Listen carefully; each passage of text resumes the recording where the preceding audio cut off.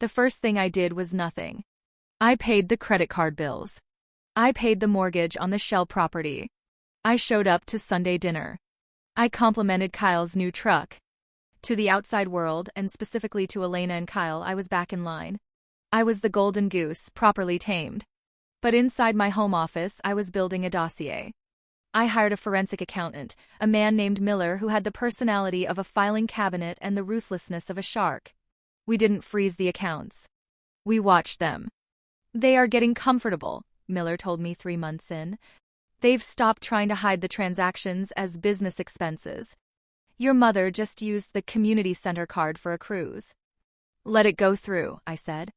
Over the next year, I became the master of the slow fade. I didn't cut them off. I just made the money slightly harder to access, forcing them to jump through hoops they didn't know were traps. I told Elena that for tax purposes, all business expenses needed to be logged in a specific software. She complained, but she did it. She was documenting her own embezzlement item by item, thinking she was just humor me. I told Kyle that the insurance on his truck required a GPS tracker for a low-mileage discount. He agreed. Now I had a log of everywhere he went, which was mostly bars and casinos, not job sites. I let them be successful. Elena became the president of the local charity board, largely due to the donations I was funneling through her. She became arrogant. She started bragging around town about her business acumen. Bad luck started to hit them around month 14. Kyle's debit card, linked to an account I controlled, was declined at a bar in front of his friends. He called me, screaming. "Oh, I'm so sorry," I said, sounding frantic. "The bank flagged it for fraud because of the location. I'll fix it on Monday." It was Friday night. He spent the weekend humiliated. Elena applied for a prestigious civic award. I didn't sabotage it. I simply neglected to forward the recommendation letter I promised to write until the deadline had passed by 1 minute. She was furious.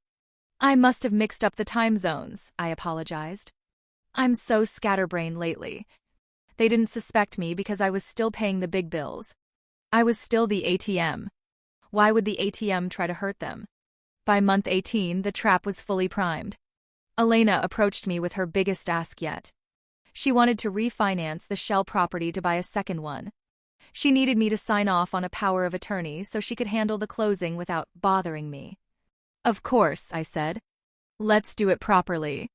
I'll have my lawyer draw up the papers, and we can sign everything on the 15th. She smiled, patting my cheek.